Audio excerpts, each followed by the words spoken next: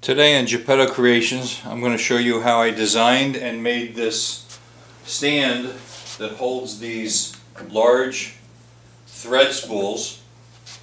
These are made by King Tut. These are King Tut Spools made by Superior Threads. Each shelf holds 22 spools, 88 in total, with room up here so you can reach in and comfortably get the one in behind out to work with. Goes together easy, and I'll show you how I made it on the computer and on the CNC router today. I've turned the stand around to show you on the back here. I've got two heavy-duty keyhole hanger plates. This unit, when it's filled with threads, is going to be pretty heavy. And the width of this is 32 inches so that it fits comfortably between the studs in your wall, so you can anchor it really solid and not have any concerns of it falling down. Here we are at the computer. I'm using Vectrix VCarve Pro version 7. I've laid out and designed on the screen here two of the shelves. Each has 22 holes, offset a little bit, and this is one of the sides. This is going to be the right side. So I'll do a mirror image when I go to cut the left sides. But let me show you what it's going to simulate on the computer. This is exactly how the machine and the sequence that the machine is going to cut. It's going to cut all the holes, all the pockets first.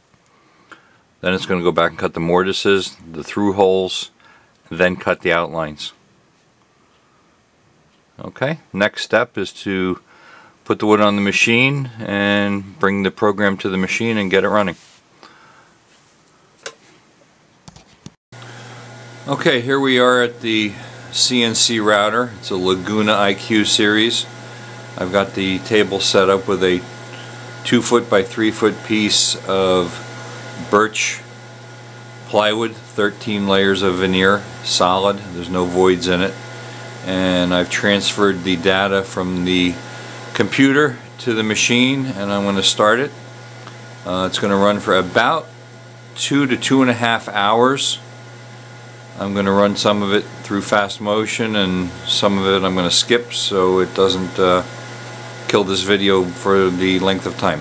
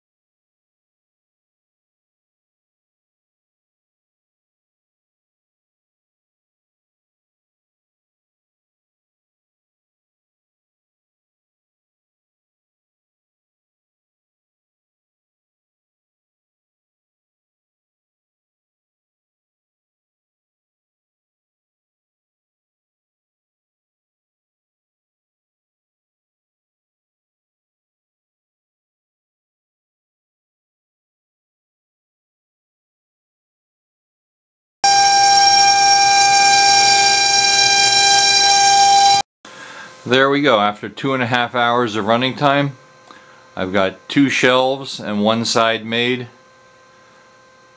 3 more of these to go, and I'll have 2 of them made. Here we are. I've got the side panel all cut out, one of them, and I'm at my new spindle sander here. I'm just going to clean up the holes, and then I'm going to use the router and round over the edges.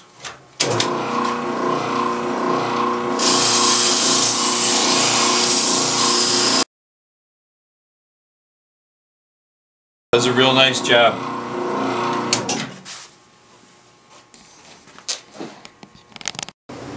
Here we are at the router table. I've got the router set up with a 3/16 round over bit with a guide bearing at the top. I'm just going to ease all four corners on each shelf.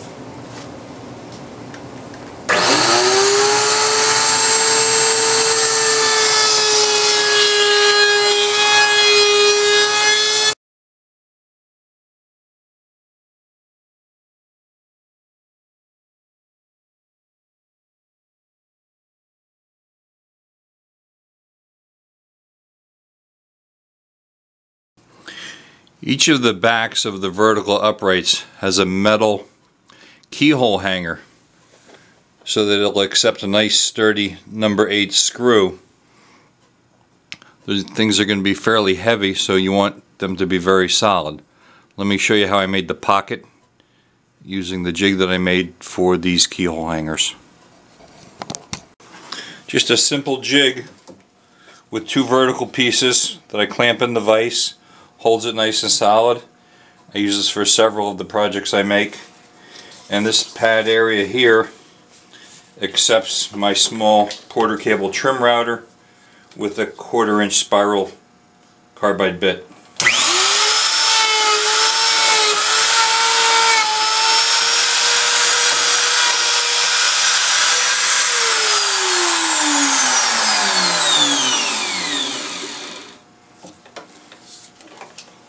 There you have it. Works really well.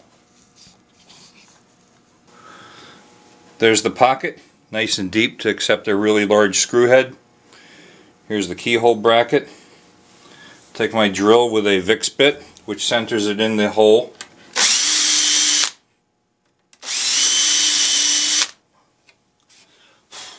There you have it.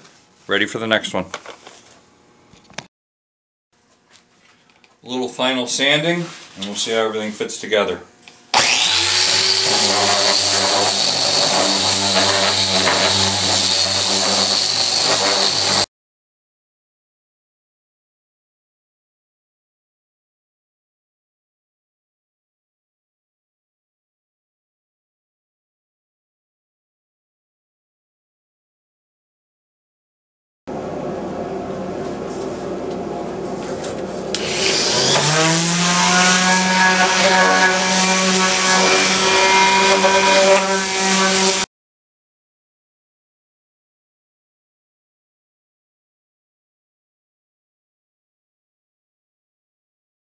Okay, I've got everything laid out on the table here, all the parts for one of 2 thread spool racks that I made, and we're ready to do some assembly.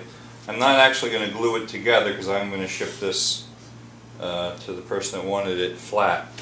But using a acid brush like this, put an amount of glue in each mortise, and it's important to brush the glue up the sides, not so much on the bottom, but up the sides. All 4, and then take each shelf and put it together. There is no front and back because they're the same, just top and bottom. Just stand all 4 shelves up in the side. At this point it would be good if you had a friend or a helper.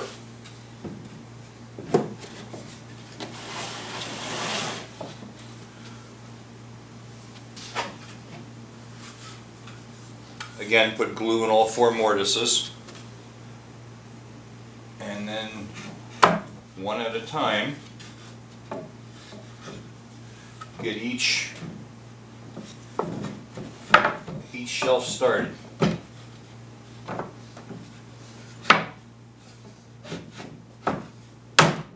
Little tap. If I were doing this on the floor, this is kind of a flimsy table, I would take a scrap of wood and tap it together.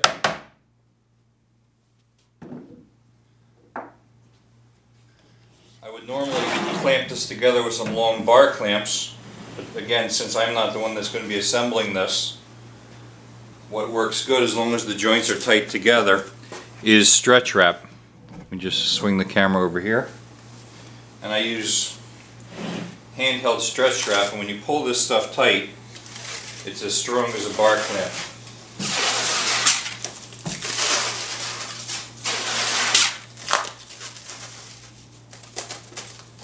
very strong.